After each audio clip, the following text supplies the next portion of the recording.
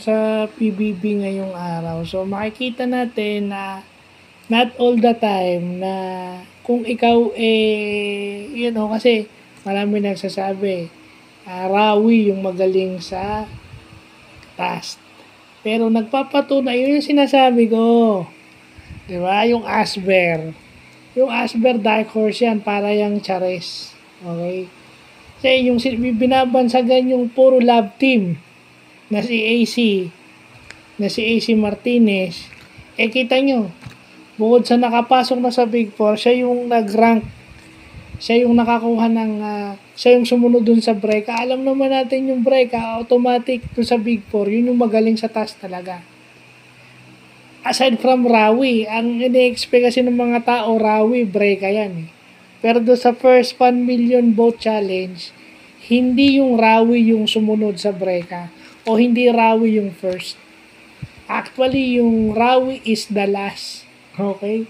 Pero dun sa nauna, yun, yung Asber and then yung Chares. Yung pa isa, sinasabi nila, yung Chares, dahil lang sa boto ng mga housemates yan, o sa mga boto ng tao yan, dahil maraming fans o maraming supporters si Isnir, at itong si Charlie, dumadami na rin yung supporters. Pero, kita nyo, yung Rawi yung panghuli doon sa unang 1 million vote challenge. At ang pangatlo doon yung Chares. So, kung titingnan natin, dapat ang pinakahuli doon is yung Chares. Pero bakit sila yung pangatlo at Rawi yung panghuli?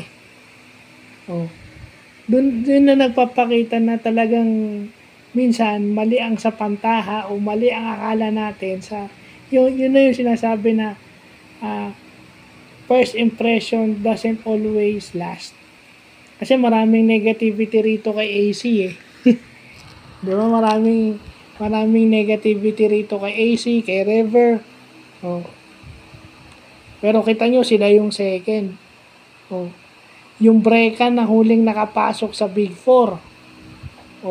Dahil nga may momentum sila, dahil sa task na pinagdaanan nila, may rhythm na sila, kaya sila yung nauna.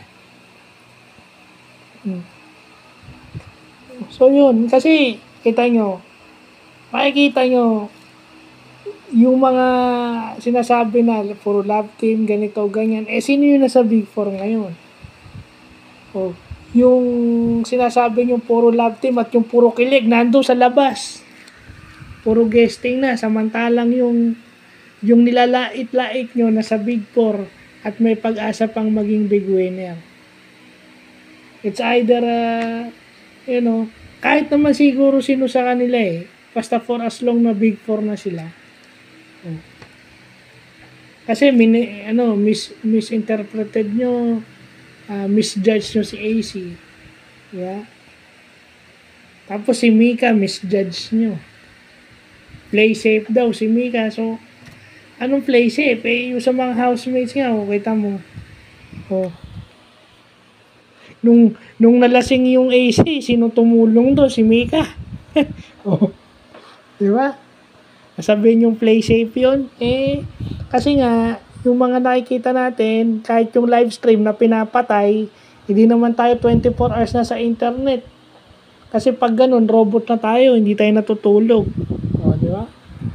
So, ibig sabihin, yung sa pantahan natin na Rawi tsaka Breka, hindi. So, itong episode ngayon, napatunayan naman ng Asber at saka ng Chares na deserving sila kung bakit sila nasa Big Four through the task. Okay? Through the task. Kasi, ang dapat susunod sa, it's either Rawi or Breka, yung 1 at 2. Hindi yung Rawi yung pang-apat yung last.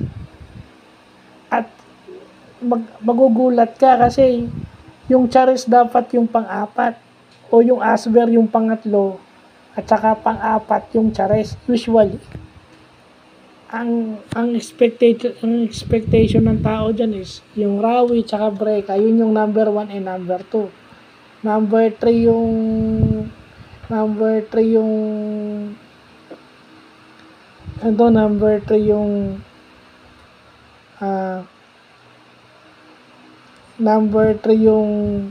yung Asber, at number 4 yung Chares. Kasi nga si Charlie bata eh. Oh. Pero baliktad, yung Rawi yung kulelat, yung 4th place. Yung Chares yung pangatlo, Asber yung pangalawa, at Breka yung nauna. So, not all the time, hindi porket magaling ka sa taas, and ganon, yun na, yung ka na. So, parang basketball na hindi porket magaling kang maglaro, may araw talagang malas ka. Ito yung task na minalas yung Rawi. So, yun lang po.